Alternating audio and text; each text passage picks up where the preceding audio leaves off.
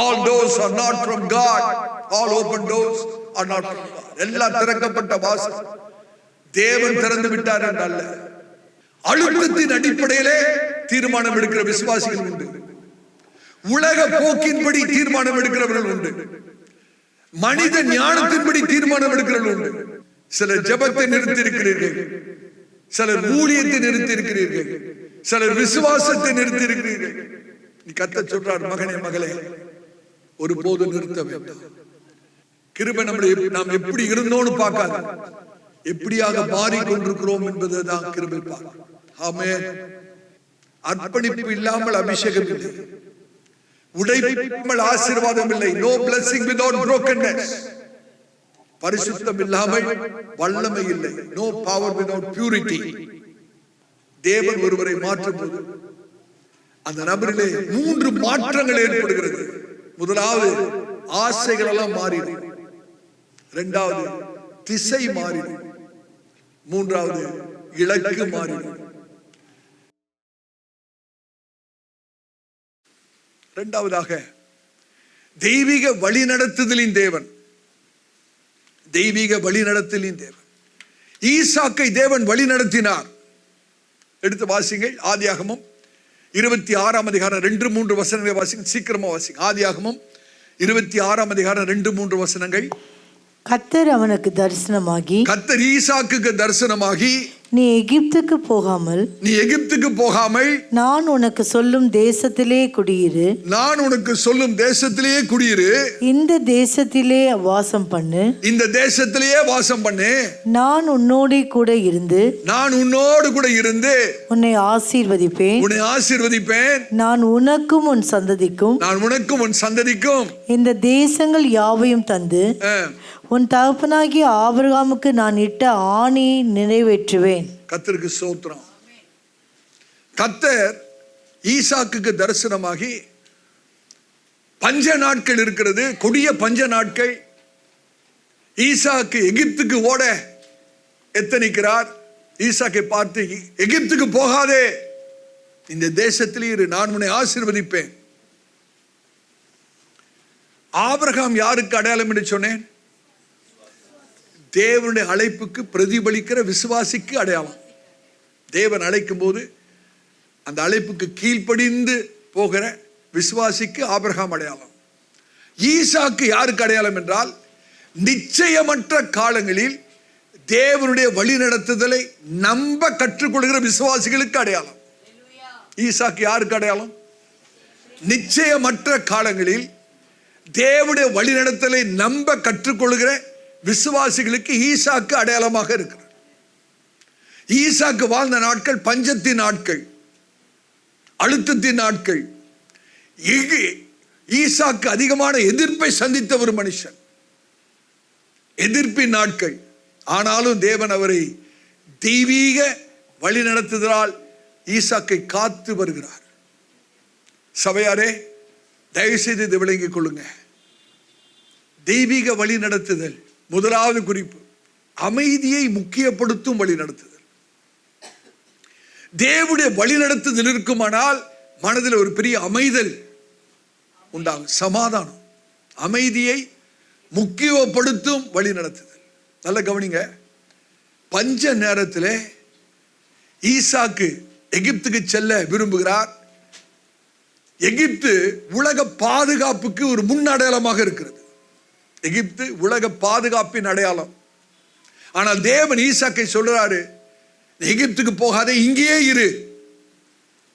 சில நேரங்களில் விசுவாசம் முன்னேறத்தக்கதாக இருக்கும், மற்ற சில நேரங்களில் விசுவாசம் நிலைத்திருப்பதாக இருக்கும், ஒரே இடத்துல இருப்பதாக இருக்கும். Sometimes faith means moving forward. Some other times faith means staying in the place where we are, staying still. ஒவ்வொரு திறக்கப்பட்ட கதவும் தேவனால் திறக்கப்பட்டது அல்ல. கர்த்தர் யார்கிட்ட பேசுறான்னு தெரியல. All doors are not from God. All open doors are not from God. எல்லா திறக்கப்பட்ட வாசலும் தேவன் திறந்து விட்டார் என்று அல்ல. அநேக கர்த்தருடைய பிள்ளைகள் இன்னைக்கு எதை சார்ந்து தீர்மானம் எடுக்கிறார்கள் என்றால், பயத்தின் அடிப்படையிலே தீர்மானம். பயம் வருகிறதுனால ஒரு தீர்மானம். அழுத்தத்தின் அடிப்படையிலே தீர்மானம் எடுக்கிற விசுவாசிகள் உண்டு. உலக போக்கின்படி தீர்மானம் எடுக்கிறவர்கள் உண்டு. மனித ஞானத்தின்படி தீர்மானம் எடுக்கிறவர்கள் உண்டு. நீங்க சிந்தித்து பார்க்கணும். நீங்க ஒரு தீர்மானம் எடுக்கிறீங்கன்னா எதன் அடிப்படையில் அந்த தீர்மானம்? பயந்து தீர்மானமா? பயத்தினாலே அடிப்படையில் தீர்மானமா? அழுத்தத்தின் அடிப்படையிலே தீர்மானமா? உலக போக்கின்படி தீர்மானமா? மனித ஞானத்தின்படி தீர்மானமா? ஆனா கர்த்தருக்குள் முதிர்ந்த ஒரு விசுவாசி கர்த்தருடைய சத்தத்துக்காக காத்திருப்பாரு. பயத்தின் அடிப்படையில் தீர்மானம் எடுக்கக்கூடாது. அழுத்தத்தினாலே தீர்மானம் எடுக்கக்கூடாது. உலக போக்கின்படி தீர்மானம் எடுக்கக்கூடாது. மனித ஞானத்தின்படி தீர்மானம் எடுக்கக்கூடாது. நம் தேவனுடைய சித்தத்துக்காய் காத்திருக்கிறோம். தேவனுடைய சத்தத்தை கேட்க காத்திருக்கிறவர். சங்கீதம் 46:10 ஆண்டவர் சொல்றாரு பாருங்க, அமர்ந்திருந்து நானே தேவன் என்பதை அறிந்து கொள். அமர்ந்திருந்து நானே தேவன் என்பதை எங்க இருக்கு? சங்கீதம் 46:10. இது எபிரேயத்தில் இன்னும் அழகா இருக்கும். தமிழ் மொழிபெயர்ப்பில் அமர்ந்திருன்னு போட்டாங்க. ஆனா கிரேக்க மொழிபெயர்ப்பு எப்படி தெரியுமா இருக்கு? அமைதியா இருந்து நானே தேவன் என்று அறிந்து கொள். அமைதியாயிரு. அமைதியாயிருந்து நானே தேவன் என்பதை அறிந்து கொள். அமைதி என்பது செயலின்மை அல்ல, அது நம்பிக்கை. ஆமென். அமைதி என்பது செயலின்மை அல்ல, அது நம்பிக்கை. யோசிச்சு பாருங்க, ஒரு ஏரோப்ளேனை ஓட்டுகிற அந்த மாலுமி விமானி அடர்ந்த மேகங்கள் இருக்கும்போது அந்த விமானத்தை ஓட்டி கொண்டு போகும்போது தன்னுடைய உணர்ச்சியை நம்பி ஓட்டினா லெக்க போய் சேர முடியாது. மேகங்கள் நடுவே பறக்கும் விமானி உணர்ச்சியை நம்ப மாட்டார், கருவிகளை தான் நம்பி அந்த ஏரோப்ளேனை ஓட்டணும். அதே போல விசுவாசிகளும் உணர்ச்சிகளை அல்ல, தேவனுடைய வார்த்தையை ஆதாரமாக வைத்து நம்முடைய வாழ்க்கையை நடத்த வேண்டும். ஹல்லேலூயா. அமைதியை முக்கியப்படுத்தும் ஒரு வழிநடத்தல். தேவனுடைய வழிநடத்தல் வேணும் என்றால் கர்த்தர் திரும்ப சொல்றார், அமைதியா இரு மகனே, அமர்ந்திரு மகனே. அங்கேயே ஓடுனா தேவனுடைய வழிநடத்தல் கிடைக்காது. ஒரு இடத்துல உட்கார்ந்தணும், தேவ சமூகத்தில் உட்காரணும், அமைதியா உட்காரணும். அது மாத்திரமல்ல, தேவைகளை கட்டவிழ்க்கும் வழி நடத்துதல். தேவைகளை கட்டவிழ்க்கும் வழி நடத்துதல். இரண்டாவது குறிப்பு, தேவைகளை கட்டவிழ்க்கும் வழி நடத்துதல். கர்த்தர் வழி நடத்தினால் நம்முடைய தேவைகள் கண்டிப்பாய் சந்திக்கப்படும். யோசிச்சு பாருங்க, ஈசாக்கு பஞ்ச நாட்களிலே விதைத்து 100 மடங்கு அறுக்கிறார். பஞ்ச நாட்களிலே விதைத்து 100 மடங்கு. நல்லா கவனிக்கிறீங்களா? பஞ்ச நாட்களிலே இயற்கையான அறிவு என்னங்க சொல்லும்? தேசத்திலே பஞ்சம் இருக்கிறது. இயற்கையான அறிவு என்ன சொல்லும்? சேமித்து வை,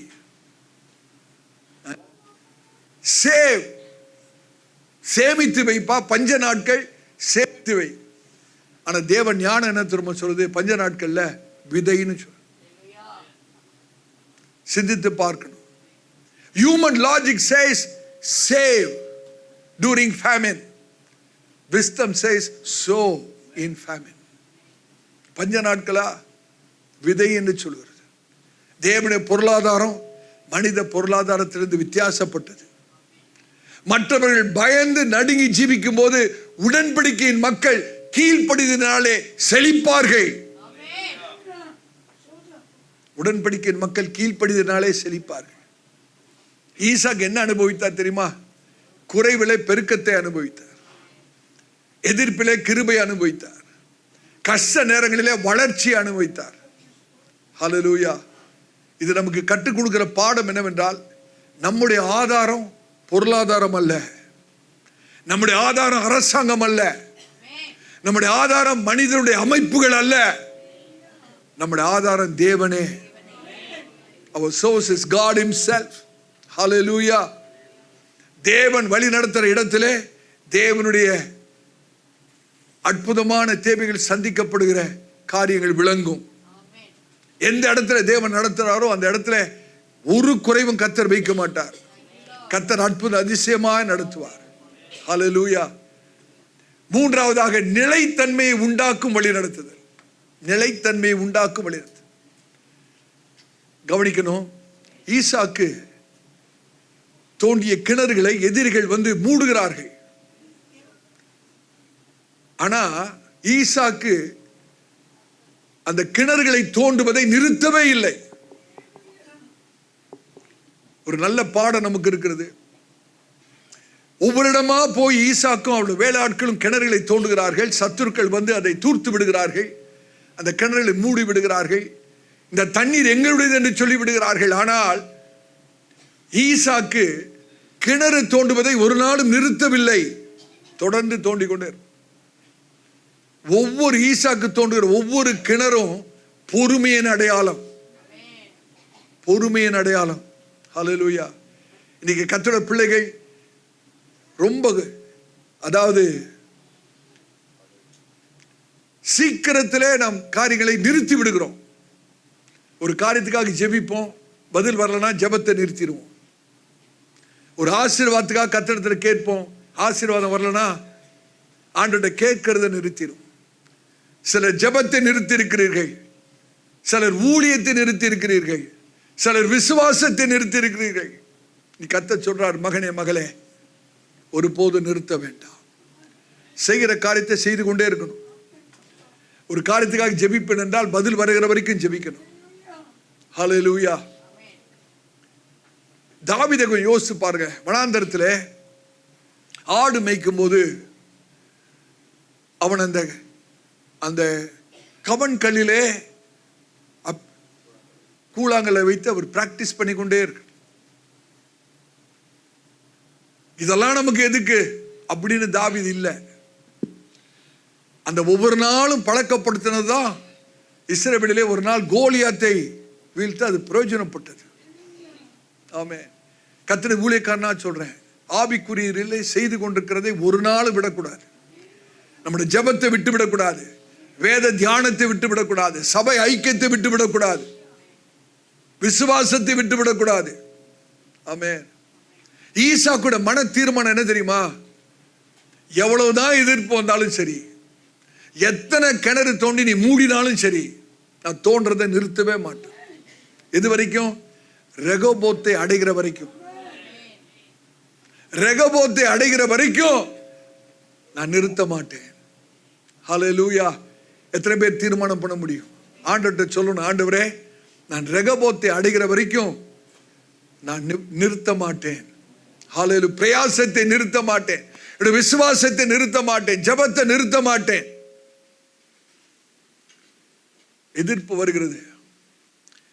He made room for God and God made room for him. அந்த சூழ்நிலையிலே ஈசாக்கு போராடி இருக்கலாமா? ஈசாக்கு சண்டை போட்டிருக்கலாம், உரிமைக்காக போராடி இருக்கலாம். உங்களுக்கு ஒன்று தெரியுமா? ஈசாக்குக்கு விரோதமாய் வந்த சத்துருக்களை பார்க்கிலும் ஈசாக்கு பலசாலியா இருக்கும். சத்துருக்களை பயப்படுகிறார்கள்.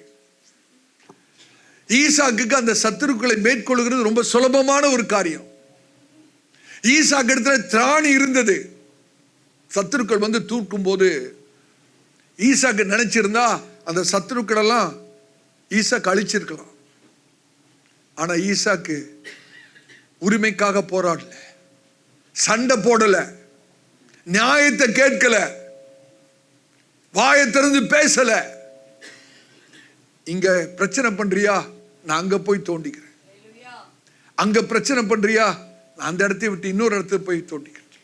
தோன்றதை மாத்திரம் நிறுத்தல, சண்டையும் போடல, தோன்றதையும் நிறுத்தல.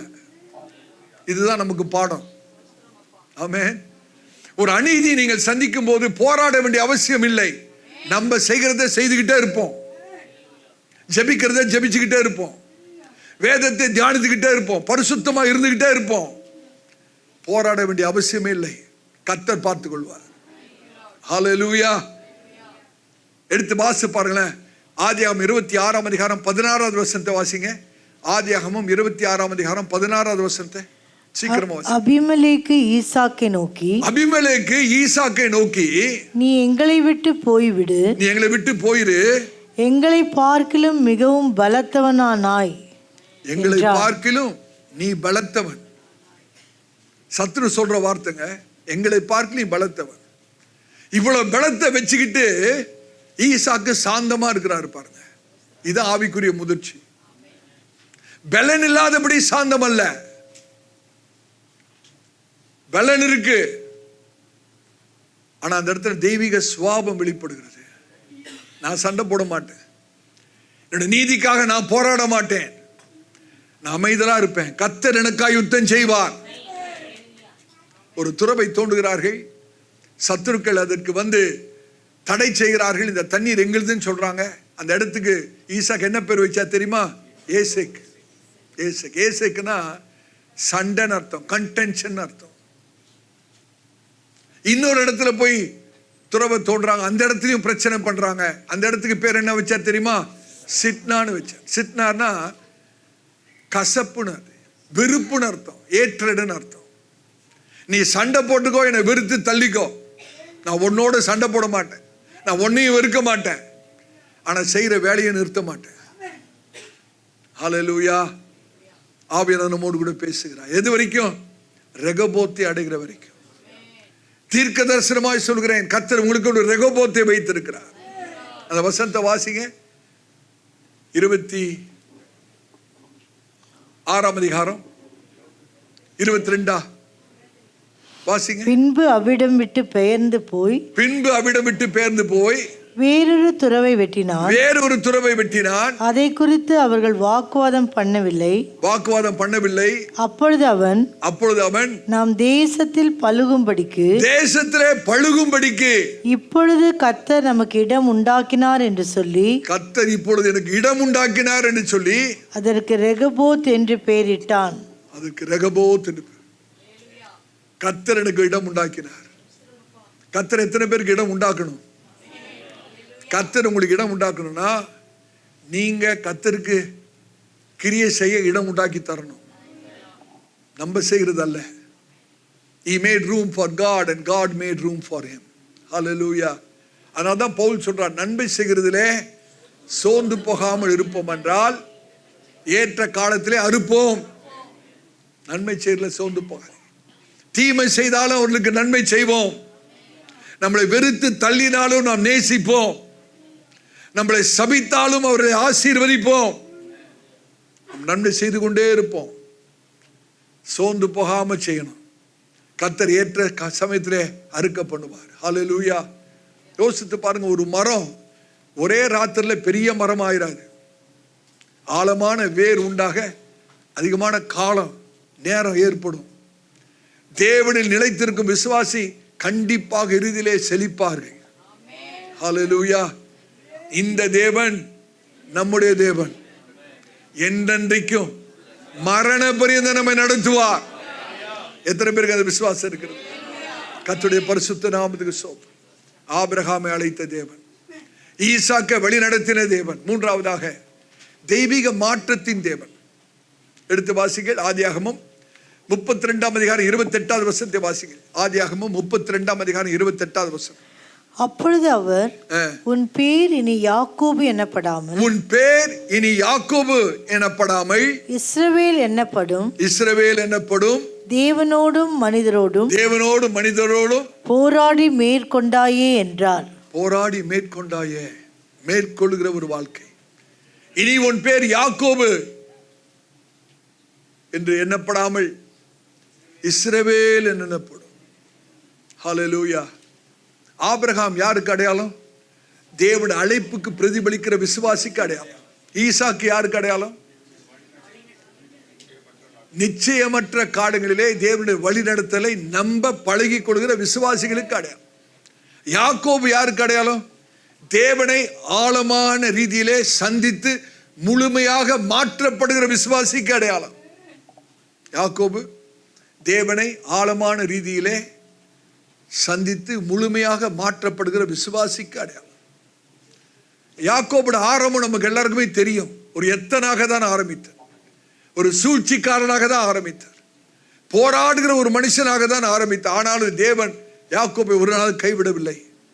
இதுதாங்க கிருபையின் மேன்மை. ஹல்லேலூயா. அடிக்கடி யோசிப்பேன் கிருபையை குறித்து.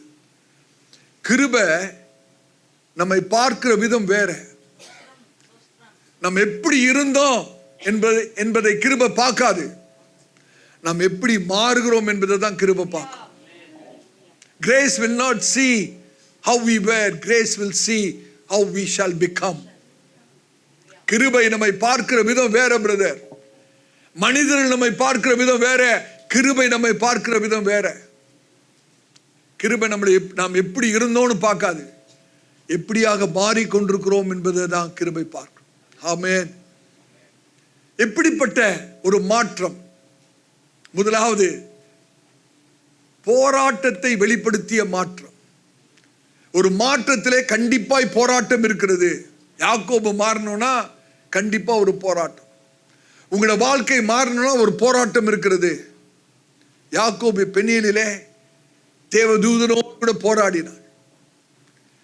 நல்ல கவனிங்கள். தேவன் உங்களுடைய சூழ்நிலைகளை மாற்றுவதற்கு முன்பாக தேவன் உங்களுடைய குணாதிசயங்களை வெளிப்படுத்துவார். நீங்க யாருன்னு சொல்லி காண்பிப்பார். நம்ம அநேக சமயத்தில் சொல்றோம், ஆண்டவருடைய சூழ்நிலையை மாற்றுங்க. தேவன் உங்களுடைய சூழ்நிலையை மாற்றுவதற்கு முன்பாக நம்முடைய குணாதிசயங்களை கர்த்தர் நமக்கே காண்பிப்பார், வெளிப்படுத்துவார். நம்ம எப்படிப்பட்டவர்கள் என்பதை கர்த்தர் விளங்க பண்ணுவார். நம்ம எப்படிப்பட்டவங்கன்னு தெரிஞ்சாதான் ஆண்டவரே என்னை மாற்றும் என்று சொல்லுவோம். யாக்கோபு பல வருடங்கள் மற்றவர்களை ஏமாற்றின ஒரு மனுஷன். இறுதியிலே அவனோட வாழ்க்கை உடைக்கப்பட்ட ஒரு நிலைமையில வந்தபோது யாபோக்கு நதி கரையில யாக்கோபு தேவனோடு கூட போராடுகிற ஒரு காட்சியை நாம் பார்க்கிறோம். போராட்டம், அந்த இடத்துல ஒரு பெரிய போராட்டம். இன்னைக்கு பல விசுவாசிகள் கர்த்தருடைய பிள்ளைகள் விரும்புறது என்ன தெரியுமா? தனிப்பட்ட அர்ப்பணிப்பு இல்லாமையே ஒரு அபிஷேகம் வேணும். எல்லாரும் அபிஷேகத்தை எதிர்பார்க்கிறோம், ஆனா அர்ப்பணிப்பை விட்டுறோம். அர்ப்பணிப்பு இல்லாமல் அபிஷேகம் இல்லை, உடைப்பு இல்லாமல் ஆசீர்வாதம் இல்லை. No blessing without brokenness. பரிசுத்தம் இல்லாமல் வல்லமை இல்லை. No power without purity. சிந்தித்து பார்க்கணும். நல்ல கவனிங்கள். பல வருஷங்களாக யாக்கோபுடைய வாழ்க்கை மாற்றம் இல்லாத ஒரு வாழ்க்கை, மற்றவர்களை வஞ்சிக்கிற ஏமாற்றுகிற ஒரு வாழ்க்கை தான். என்றைக்கு மாற்றம், எந்த நிமிஷத்துல மாற்றம் ஆரம்பிக்கும் தெரியுமா? என்றைக்கு நம்முடைய வாழ்க்கையில அந்த முகம் மூடி கீழே விழுதோ அந்த நிமிஷத்துல தாங்க மாற்றம் ஏற்படும். தயவு செய்து விளங்கிக் கொள்ளுங்கள். அன்பாய் கேட்கிறேன். நீங்க உபவாசம் எடுத்து ஆண்டவரே என்னோட வாழ்க்கையை மாற்றும்னு ஜெபிச்சாலும் வாழ்க்கை மாறாது. எப்ப திரும்ப வாழ்க்கை மாறும்? எந்த நிமிஷத்திலே முகமுடி கீழே விழுதோ, எந்த நிமிஷத்திலே நம்மளோட முகமுடியை கலட்டி தூர எரிகிறோமோ அந்த நிமிஷத்துல தாங்க மாற்றம் ஏற்படும். அந்த பெண்ணியலிலே யாக்கோபோட முகமுடி கீழே விழுகிறது. வீட்டில் போய் ஆதியாகமம் 32ஆம் அதிகாரத்தை வாசித்து பாருங்க. ஆண்டவர் கேட்கிறார், நீ யாருப்பா? இவ்வளவு நாள் மூடி மூடி மூடி மறைத்த மனுஷன் சொல்றான், ஆண்டவரே நான் எத்தன், நான் யாக்கோபு. முகமுடி கீழே விழுகிறது. பெண்ணியலில் யாக்கோபு நடிப்பதை நிறுத்துகிறார். இவ்வளவு நாள் வாழ்க்கை நடிப்பு தான். பெண்ணியலுக்கு வந்த பிறகு யாக்கோபோட இன்னும் நடிக்க முடியல பாருங்க. தேவனுக்கு முன்பாக ஒருவராலும் நடிக்க முடியாது. மனுஷனுக்கு முன்பாக நடிச்சிடலாம், தேவனுக்கு முன்பாக நடிக்க முடியாது. பெண்ணியலிலே யாக்கோபு நடிப்பதை நிறுத்தினான். மாற்றம் ஏற்பட ஆரம்பித்தது. ஹல்லேலூயா. சபையாரே, இன்னைக்கு மனுஷரை ஏமாற்றிடலாம், ஆனா தேவனை ஒரு நாள் ஏமாற்ற முடியாது. ஒரு சம்பவத்தை சில மாதங்களுக்கு முன்பாக வாசித்தேன், ஆசீர்வதிக்கப்பட்டேன். ஒரு கல் தச்சர் இடத்துல, சிற்பியின் இடத்துல ஒரு கேள்வி கேட்கப்படுகிறது. ஐயா, இந்த சின்ன ஒரு கட்பாறையில நீங்க வேலை செய்து ஒரு அழகான சிங்கம் உருவத்தை உருவாக்கிறீர்களே, இது உங்களால் எப்படி உருவாக்க முடிந்தது? How can you create a beautiful lion out of this piece of rock? இந்த கட்பாறை துண்டிலிருந்து இவ்வளவு அழகா ஒரு சிங்கத்தை நீங்க வடிவமைத்திருக்கிறீங்களே, எப்படி பண்ணீங்க அப்படின்னு கேட்டப்ப அந்த சிற்பி சொன்ன பதில் என்ன தெரியுமா? ஐயா, அது வேற ஒன்றும் இல்லை, சிங்கம் போல இல்லாத எல்லாவற்றையும் வெட்டிட்டேன், அவ்வளவுதான். சிங்கம் போல எது இது இல்லையோ அதை எல்லாத்தையும் அகற்றி விட்டேன். நான் பண்ணது அவ்வளவுதான். ஒரு அழகான சிங்கம் ஆயிடுச்சு. இன்னைக்கு ஆண்டவர் நம்முடைய வாழ்க்கையில செய்கிற காரியம் இதுதான் சகோதரனே, சகோதரியே. அன்றைக்கு தேவன் மனிதனை சிருஷ்டித்த போது தன்னுடைய சொந்த சாயலிலும் சொந்த ரூபத்திலும் சிருஷ்டித்தார். பாவத்து நிமித்தம் மனிதன் தேவ சாயலை இழந்து போனான். ஆனால் பெரிதான கிருபையினால் இன்னைக்கு பரிசுத்தாவினவர் மனிதன் இழந்து போன தெய்வ அந்த சாயலை நமக்குள்ளாக மறுபடியும் உருவாக்கி கொண்டிருக்கிறார். ஆண்டவர் என்ன திரும்ப செய்யறாரு? அவரை போல என்னென்ன நம்முடைய வாழ்க்கையில இல்லையோ அதெல்லாம் வெட்டிக்கிட்டு வர்றாரு. எத்தனை பேர் சொல்ல முடியும், ஆண்டவர் வெட்டிருக்க ஆண்டவரே, உம்மை போல எது என்னோட வாழ்க்கையில இல்லையோ, என் ஆத்தும நேசரை போல என்னோட வாழ்க்கையில எந்தெந்த காரியங்கள் இல்லையோ எல்லாவற்றையும் வெட்டிடுங்க ஆண்டவரே, எல்லாவற்றையும் அகற்றிடுங்க ஆண்டவரே. சபையாரே, சகோதரே, சகோதரியே, ஒருவேளை பெருமையா இருக்கலாம், கசப்பா இருக்கலாம், வைராக்கியமா இருக்கலாம், இச்சையா இருக்கலாம், பயமா இருக்கலாம், சுயநலமா இருக்கலாம், மாமிச தன்மையா இருக்கலாம். எதுவா இருந்தாலும் ஆண்டவரே, உம்மை போல என்னோட வாழ்க்கையில் எது இல்லையோ எல்லாவற்றையும் வெற்றி விடுங்க. ஹல்லேலூயா. கர்த்தருடைய பரிசுத்த நாமத்துக்கு ஸ்தோத்திரம். ஆண்டவரை போல இல்லாத காரியங்கள் அகற்றப்படும் போதுதான் கிறிஸ்து நமக்குள்ளே உருவாக்கப்படுகிறார். ஹல்லேலூயா. நீங்க ஒன்றை விளங்கிக் கொள்ளணும். நமக்குள்ளே தேவன் ஒரு புதிய அடையாளத்தை அவர் உண்டு பண்ண விரும்புகிறார். புதிய ஒரு அடையாளம், புதிய அடையாளத்தை உண்டாக்கிய மாற்றம், புதிய அடையாளத்தை உண்டாக்கிய மாற்றம். யாக்கோபை கர்த்தர் இஸ்ரவேலாக ஒரு புதிய அடையாளத்தை கொடுக்க. பழைய அடையாளம் போயிடுச்சு. யாக்கோபுடைய பழைய அடையாளம் போய் ஒரு புதிய அடையாளம்.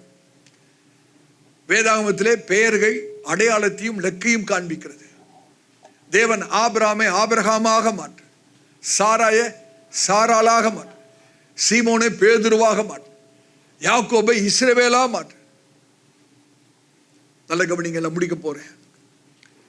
தேவனாகிய கர்த்தர் ஒரு நபரை மாற்றும் போது அந்த நபரிலே 3 காரியங்களை மாற்றுகிறார். தேவன் ஒருவரை மாற்றும் போது அந்த நபரிலே 3 மாற்றங்கள் ஏற்படுகிறது. முதலாவது, ஆசைகள் எல்லாம் மாறிடும். இரண்டாவது, திசை மாறிடும். மூன்றாவது, இலக்கு மாறிடும். எப்படிங்க தெரியும் கர்த்தர் நம்மை மாற்றார்னு? எப்படி தெரியும் நமக்கு? கவனிக்கிறீங்களா? நம்ம ஆண்டவரை கேட்கிறோம், ஆண்டவரை நம்ம மாற்றுங்க. கர்த்தர் நம்மை மாற்றுகிறது நமக்கு எப்படி தெரியும் தெரியுமா?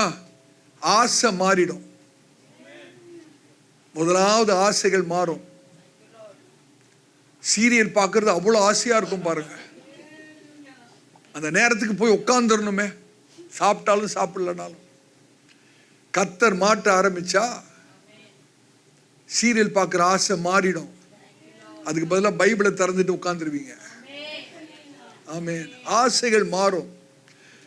ஆசைகள் மாறும்போது உங்களுக்கு தெரியும் கர்த்தர் என்னை மாற்றுகிறார். கர்த்தர் திசையை மாற்றுவார். நம்ம ஒரு திசையில போயிட்டு இருப்போம், கர்த்தர் நம்ம மாற்றாருன்னா அப்படியே ரைட் அபவுட் டர்ன் ஆயிரும், டைரக்ஷனே மாறிடும். ஆமென். First of all, God changes the desire. Secondly, God changes the direction. Thirdly, God changes the destiny. முதலாவது நம்ம ஆசைகள் மாறும். ரெண்டாவது, நம்ம போற திசை. ஒரு திசையில நம்ம போயிட்டு இருந்திருப்போம், கர்த்தர் நம்ம மாற்றுகிறான்னு சொன்னோன்னே அந்த திசையை மாறி வேற திசையில போயிடும். முந்தி வேற காரியமா போயிட்டு இருப்போம், இப்போ ஊழியர் காரியமா வந்துட்டு இருப்போம்.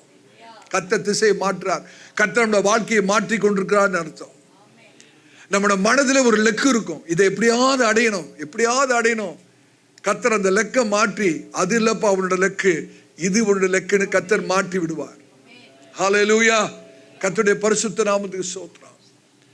Salvation is not just behavioral modification, it is spiritual transformation. ஒரு ரட்சிப்பு என்று சொல்லும்போது வெறும் வெளிப்புற மாற்றம் அல்ல, அது ஆவிக்குரிய மாற்றம். ஆனால் தான் பவுல் கொரிந்து சபைக்கு எழுதும்போது சொல்றாரு, ஒருவன் கிறிஸ்துவுக்குள் இருந்தால் அவன் புது சிருஷ்டியா இருக்கிறான், பழையவைகள் ஒளிந்து போயின, எல்லாம் புதிதாயின. இது ரெனோவேஷன் ஒர்க் இல்லைங்க, டிரான்ஸ்ஃபர்மேஷன் ஒர்க். ஏதோ பழைய பில்டிங்கை ரிப்பேர் பண்ணி அங்கங்கே பேட்சப் பண்ணி சிமெண்ட் பூசி சுண்ணாம்படிக்கிற வேலை கிடையாது. முழு பில்டிங் இடிச்சு தள்ளிட்டு புது பில்டிங் கட்டுறது. ஹல்லேலூயா. பழைய வாழ்க்கை இனி விசுவாசியை வரையறுக்காது. கர்த்தர் எனக்கு ஒரு பாடத்தை கற்றுக் கொடுத்தார். ஒரு நாள் அதிகாலை கர்த்தர்கிட்ட பேசுறேன். கிருபை மனுஷனை இம்ப்ரூவ் பண்றது இல்லைங்க, கிருபை மனுஷனை மாற்றுகிறது. Grace does not improve a man, grace transforms a man. ஏதோ கிறிஸ்தவ வாழ்க்கைனா கொஞ்சம் கொஞ்சமா இம்ப்ரூவ் ஆயிட்டு போறது இல்லை, முற்றிலுமா மாற்றப்படுகிற ஒரு வாழ்க்கை. ஆமென். இது எப்படிப்பட்ட மாற்றம் என்றால் தலைமுறை தாக்கத்தை ஏற்படுத்தும் மாற்றம். தலைமுறை தாக்கத்தை ஏற்படுத்தும். யாக்கோபு எத்தனாய் இருந்த யாக்கோபு இப்பொழுது இஸ்ரவேலின் 12 கோத்திரங்களுக்கும் பிதாவாக மாறுகிறார். 12 கோத்திரங்களுக்கு பிதா, கோத்திர பிதாவாக. ஒரு காலத்திலே தன் சகோதரனை ஏமாற்றிய மனிதன் இன்னைக்கு ஒரு தேசத்துக்கே பிதாவாக இருக்கிறார். இஸ்ரவேல் தேசத்துக்கே ஒரு பிதாவாக, கோத்திர பிதாவாக கர்த்தர் மாற்றுகிறார்கள்.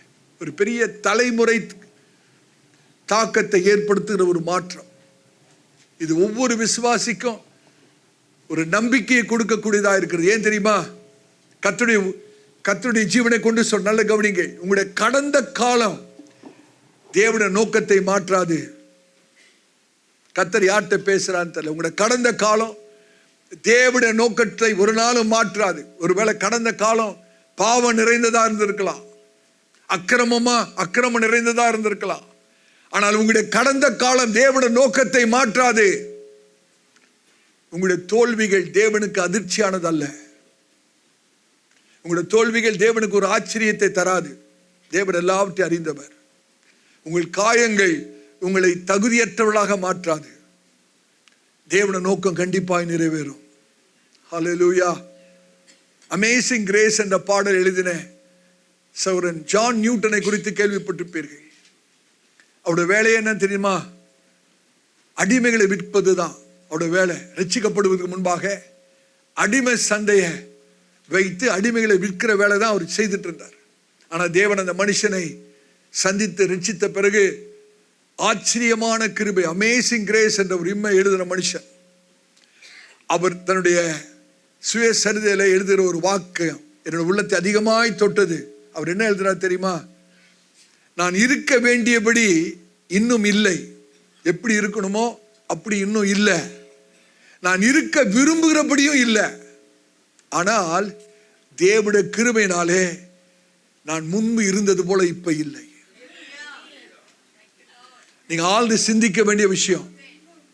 நான் இருக்க வேண்டிய விதத்துல இன்னும் இல்லை, இன்னும் வளரணும், இன்னும் பூரணப்படணும்.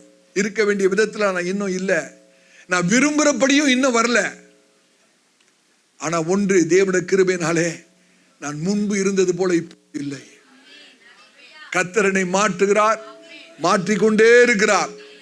இப்படிப்பட்ட ஒரு மாற்றம் நமக்கு வேணும். ஹல்லேலூயா.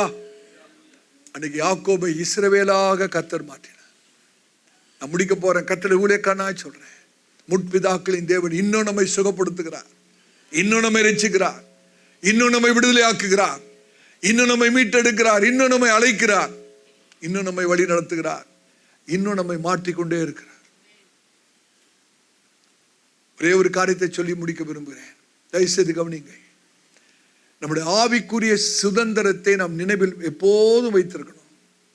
நவீன காரியங்கள் உலகத்தில் வருகிறபடினாலே பழைய சத்தியங்களை மறந்து விடக்கூடாது. நம்முடைய உறவு, தேவனோடுக்குள்ள உறவு. 2வது, எல்லா காலங்களிலும் தேவனுக்கு உண்மையா இருக்க பழகி கொள்ள வேண்டும்.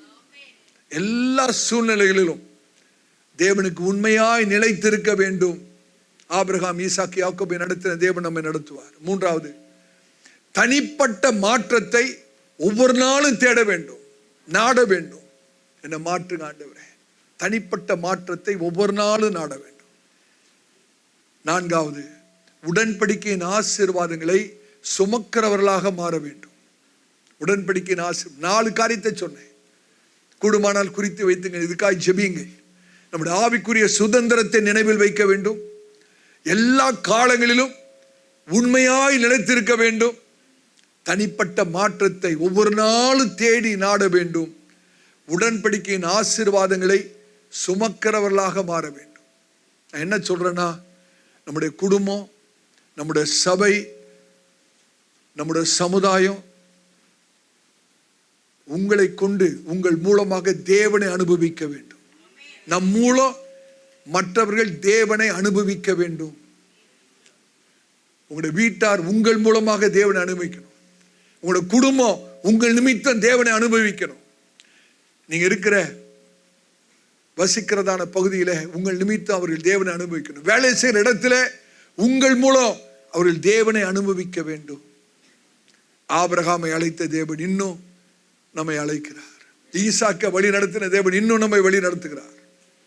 யாக்கோபை மாற்றின தேவன் இன்னும் நம்மை மாற்றி கொண்டிருக்கிறார். ஒரே ஒரு காரியத்தை சொல்லி நம்ம ஜெபிக்க போகிறோம். அழைத்த நோக்கம் என்ன? இன்றைக்கு கர்த்தர் நம்மை வழி நடத்துகிற நோக்கம் என்ன? ஒரே ஒரு நோக்கம்தான், அவரை போல மாறும்படியாக. ஆபிரகாமை அழைத்த தேவன் நம்மை அழைத்தாரே, ஈசாக்கை வழி நடத்தின தேவன் நம்ம இன்றைக்கும் வழி நடத்தி கொண்டு வருகிறாரே, இதோட நோக்கம் என்ன? யாக்கோபை மாற்றின தேவன் நம்மையும் மாற்ற விரும்புகிறார். எல்லாரும் கண்களை மூடலாமா? நான் தேவ சமூகத்தை உணர்கிறேன். ஹல்லேலூயா. ஆண்டவரே, என்னை அழைத்த நோக்கம், இன்றைக்கு வரைக்கும் என்னை வழி நடத்துகிற நோக்கம் என்னை மாற்ற வேண்டும் என்பதுதான். The ultimate purpose of our calling and God's guidance is that you and I should be changed like him.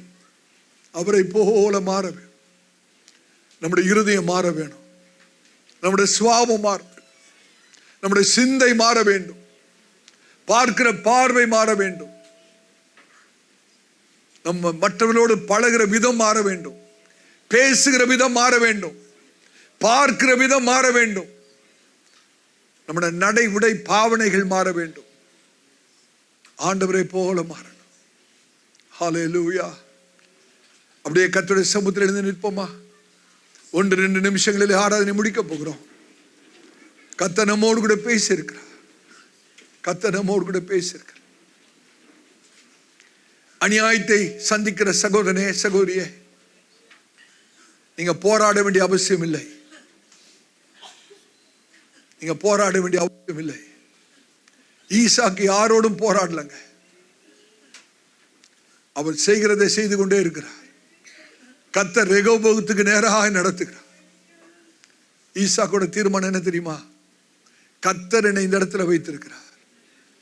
யார் வேணாலும் போராடட்டும், யார் வேணாலும் என் முன்னேற்றத்தை தடை செய்ய பிரயாசப்படட்டும், எனக்கு விரோதமா யார் வேணாலும் என்ன வேணாலும் செய்யட்டும், கர்த்தர் பார்த்துக் கொள்வார்.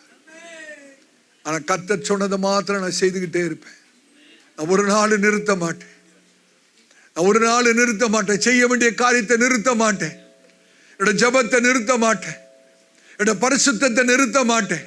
என்னோட வேத தியானத்தை நிறுத்த மாட்டேன். என்னோட சபை ஐக்கியத்தை நிறுத்த மாட்டேன். ஹல்லேலூயா. நான் செய்து கொண்டே இருப்பேன். கர்த்தர் என்னை ரெகோபோத்துக்கு நேராய் நடத்துவார். திரட்சிக்கு நேராய் நடத்துவார். கனி உள்ளவர்களாய் கர்த்தர் என்னை மாற்றுவார். கர்த்தர் எனக்கு இடம் உண்டாக்குவார். தேவ பிள்ளையே, கர்த்தர் உங்களுக்கு இடம் உண்டாக்கினார். அதை யார் தடை செய்ய முடியும்? அதை யார் தடை செய்ய முடியும்? கர்த்தர் உங்களுக்கு இடம் உண்டாக்கினார். அதற்கு எதிர்த்து நிற்க யாரால் முடியும்? ஹல்லேலூயா. நம்முடைய வாழ்க்கையை நம்ம ஒப்பு கொடுப்போமா? ஆபிரகாமின் தேவனும் ஈசாக்கின் தேவனும் யாக்கோபின் தேவனுமாக இருக்கிறேன். கர்த்தர் சொல்றார், மகனே மகளே, நான் உன்னை அழைத்த தேவன், நான் உன்னை வழி நடத்துகிற தேவன், நான் தான் உன்னை மாற்றி கொண்டிருக்கிறேன். உன்னை மாற்றி கொண்டிருக்கிறேன். உன்னை மாற்றி கொண்டிருக்கிறேன். உடைய ஆசைகளை மாற்றி கொண்டிருக்கிறேன். நீ போகிற திசையை நான் மாற்றி கொண்டிருக்கிறேன். உடைய லெக்கை நான் மாற்றி கொண்டிருக்கிறேன். உடைய சுபாவத்தை மாற்றி கொண்டிருக்கிறேன். உடைய வாழ்க்கையை ஒப்பு கொடுப்போமா? ஹல்லேலூயா. வாயிலை திறந்து ஆண்டுக்கு நன்றி சொல்வோம். Praise you God. நன்றி ஆண்டவரே. என்னுடைய இருதயத்தை மாற்றுங்க ஆண்டவரே. என்னுடைய இருதயத்தை மாற்றுங்க ஆண்டவரே. கல்லான இருதயத்தை எடுத்துட்டு தசையான இருதயத்தை தாங்கப்பா. கடினமான இருதயத்தை எடுத்துட்டு தசையான இருதயம், உம்முடைய வார்த்தையை என்னுடைய இருதய பலகைகளை எழுதி உம்முடைய ஆவி எனக்குள்ளாக வைத்து உம்முடைய வழியிலே நடக்க உதவி செய்யுங்க ஆண்டவரே. எத்தனை பேர் ஜெபிக்க முடியும்? ஆண்டவரே, நீர் தான் என்னுடைய குயவனப்பா, என்னை முற்றிலுமாய் ஒப்பு கொடுக்கிறப்பா. என்னுடைய இருதயத்தை மாற்றுங்க ஆண்டவரே, என்னுடைய இருதயத்தை மாற்றுங்க. எல்லா வாய்களை திறந்து ஆண்டு கேட்போமா? ஹalleluya. தேவ மகிமையின் பிரசன்னத்தை நான் உணர்கிறேன். ஆவியானவர் நம்மத்தில் அசைவாடி கொண்டிருக்கிறதை உணர்கிறேன். ஒரு ஆழமான கிரியை கர்த்தர் நமக்குள்ளே நடப்பித்துக் கொண்டிருக்கிறார். ஹalleluya, ஹalleluya, ஹalleluya. கர்த்தர்ட்ட சொல்லுங்க, ஆண்டவரே, அடிக்கடியான கோபப்பட்டு என்னோட பொறுமை இழந்துற ஆண்டவரே, பதஷ்டப்பட்டு பேசி விடுகிறேன், என்ன மன்னிங்க ஆண்டவரே. சில சமயத்தில் யோசிக்காம மற்றவரை காயப்படுத்தி விடுகிறேன், என்ன மாற்றுங்க ஆண்டவரே. கர்த்தருடைய ஊழியக்காரர் நான் சொல்றேன், பிரதர் சிஸ்டர், கர்த்தருடைய ஊழியக்காரர் நான் கண்ணீரோடு சொல்லுகிறேன், உங்களை நீங்களே மாற்றிக்கொள்ள முடியாது. நீங்களே உங்களை மாற்றிக்கொள்ள முடியாது. எத்தனையோ விஷயம் முயற்சி பண்ணியிருக்கிறோம், எப்படியாவது நம்மளை மாற்றிக்கொள்ளணும் அப்படின்னு பிரயாசப்பட்டிருக்கிறோம். நம்ம பார்த்ததெல்லாம் தோல்விதான். காரணம், ஒரு நாள் நம்மாலே மாற்றிக்கொள்ள முடியாது. இன்னொன்னு சொல்லட்டா, மற்றவர்கள் கூட நம்மளை மாற்ற முடியாது. மற்றவர்கள் நம்மை மாற்ற முடியாது. நம்மை மாற்றக்கூடியவர் ஒருவர் தான், நம்முடைய ஆண்டவராக இயேசு கிறிஸ்து மாத்திரம். நம்முடைய ஆத்தும மணவாளன் மாத்திரம்தான் என்ன மாற்ற முடியும், உங்களை மாற்ற முடியும். அதனால சொல்லுவோம், ஆண்டவரே, நீங்க என்ன மாற்றுங்க. யோசிச்சு பாருங்க, யாக்கோபு தன்னை மாற்றிக்கொள்ள எவ்வளவோ பிரயாசப்பட்டிருப்பார். யாக்கோபுக்கு தெரியும் தான் ஒரு எத்தன் என்பது யாக்கோபுக்கு நல்லாவே தெரியும். ஒரு குற்ற மனசாட்சியோடு வாழ்ந்த மனுஷன் தன்னை மாற்றிக்கொள்ள பிரயாசப்பட்டு மாற முடியல. மற்றவர்களும் மாற முடியல, மற்றவர்களும் யாக்கோபை மாற்ற முடியல. கர்த்தர் யாபோக்கு நதி கரையில கொண்டு வந்து யாக்கோபை தொடுகிறார், யாக்கோபை இஸ்ரவேலாய் மாற்றுகிறார். ஓ, அந்த பெண்ணிலே யாக்கோபுடைய முகமுடி கீழே விழுகிறது. யாக்கோபு நடிக்கிறத நிறுத்துகிறார். பாருங்க ஆண்டவரே, இத்தனை வருஷம் வாழ்க்கை ஒரு நடிப்பா போயிருச்சு, நடிச்சியே வாழ்க்கையை கடத்திட்ட ஆண்டவரே. இனிமேல் அந்த நடிப்பு எனக்கு வேண்டாம், அந்த மாய்மால எனக்கு வேண்டாம், அந்த வேஷம் எனக்கு வேண்டாம், அந்த முகமூடி எனக்கு வேண்டாம் அப்படின்னு முகமூடி கீழே விழுந்த மாத்திரத்தில் இஸ்ரவேலாய் மாறுகிறார். எத்தனை பேர் சொல்ல முடியும், ஆண்டவரே, இனிமேல் எனக்கு அந்த முகமூடி வேண்டாம்ப்பா. சபைக்குள்ள ஒரு வாழ்க்கை, சபைக்கு வெளியே ஒரு வாழ்க்கை, குடும்பத்துக்குள்ள ஒரு வாழ்க்கை, குடும்பத்துக்கு வெளியே வேற ஒரு வாழ்க்கை, வீட்டில் ஒரு வாழ்க்கை, சமுதாயத்தில் வேற வாழ்க்கை வேண்டாம் ஆண்டவரே. இன்றைக்கு அந்த முகமுடியை தூக்கி எறிகிறேன். அந்த முகமுடி இனிமேல் எனக்கு தேவைப்படாது, எனக்கு வேண்டாம். இனிமேலோட வாழ்க்கை ஒரு நடிப்பாக போய்விடக்கூடாது, நிஜமா மாறணும். உடைய சமூகத்தில் ஒப்பு கொடுக்கணும்னு சொல்வீரா? கர்த்தர் இன்றைக்கு கல்லான இருதயத்தை எடுத்துட்டு ஒரு தசையான இருதயத்தை கர்த்தர் தேவ சமூகத்தை உணரும், ஆவியானுடைய பிரசனத்தை உணர்வு. கர்த்தர் அநேகரை தொட்டு கொண்டிருக்கிறார், ஆவியானவர் கிரியை செய்து கொண்டிருக்கிறார்.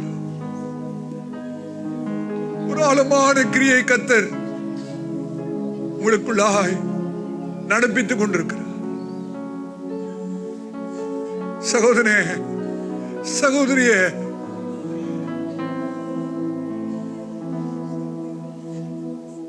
கர்த்தர் இந்த நிமிஷத்திலிருந்து ஒரு பெரிய மாற்றத்தை ஏற்படுத்துகிறார். ஒரு பெரிய மாற்றம், a great change in your life. கர்த்தர் சொல்றார், மகனே மகளே, ஒரு பெரிய மாற்றத்தை நான் ஏற்படுத்துகிறேன். யாக்கோபை இஸ்ரவேலாய் மாற்றின தேவன் நான் உங்களை மாற்றுகிறேன் என்று கர்த்தர் சொல்றார். Thank you, Holy Spirit. ஆவினுடைய கிரியைக்கு முற்றிலுமாய் உங்களை விட்டுக் கொடுங்க. கர்த்தர் உங்களை அநேகருக்கு ஆசீர்வாதமாய் மாற்றுவார். Thank you, Jesus. நாம் ஜெபிப்போம். உங்களை அதிகமாய் நேசிக்கிற அன்பின் பிதாவே, ஆசீர்வதிக்கப்பட்ட மதியான வேளைக்காக நன்றி செலுத்துகிறேன். ஆராதனை துவக்கத்தின் மூலம் இந்த நிமிஷம் வரைக்கும் ஆவியானவர் எங்களோடு கூட இருந்து கர்த்தாவே, இந்த ஆரம்பத்திலே நாங்கள் பாடின அந்த பாடல் முதற்கொண்டு இந்த நிமிஷம் வரைக்கும் ஆவியானவர் எங்களை நடத்துகிறீர் என்பதை நாங்கள் உணர்கிறோம். நம்முடைய பிரசன்னம் இங்க இருக்கிறதே நாங்கள் உணர்கிறோம். எங்களோடு பேசிய நம்முடைய வார்த்தைகளுக்காக நன்றி சொல்கிறோம். ஆபிரகாம் அழைத்த தேவன் எங்களை அழைத்தீர். ஈசாக்கை வழி நடத்தின தேவன் எங்களை வழி நடத்துகிறீர். யாக்கோபை மாற்றின தேவன் எங்களை மாற்றிக் கொண்டிருக்கிறீர். அதற்காய் ஸ்தோத்திரம். சபையாரை ஆசீர்வதிப்பீராக. உடைய தயவுள்ள நல்ல கரம் சிறந்தாழ்த்திருக்கிற ஒவ்வொரு மீதும் தங்கி தாபரிக்கட்டும். சபையார் உடைய ஆலயத்தை விட்டு போகும்போது உடைய பிரசன்னம் கூட செல்லட்டும். சந்தோஷத்தாலும் சமாதானத்தாலும் நிரப்புவீராக. நாங்கள் சிறுகவன நீங்க பெருக வேணும். எல்லா கணத்துதி மகிமையாமுக்கே செலுத்துகிறோம். இயேசு கிறிஸ்துவின் நாமத்தில் ஜெபம் கேளும் நல்ல பிதாவே, ஆமென். நம்முடைய கர்த்தராகிய இயேசு கிறிஸ்துவின் கிருபையும் பிதாவின் அன்பும் பரிசுத்த ஆவியின் அன்யோன்ய ஐக்கியமும் மனவிடுக்கூட இன்னும் என்றும் சீக்கிரமாய் வரப்போகிற ஆண்டவராகிய இயேசு கிறிஸ்துவின் வருகை பரிந்தும் இருப்பதாக. ஆமென், ஆமென், ஆமென். God bless you. கர்த்தர் உங்களோடு கூட இருப்பாராக.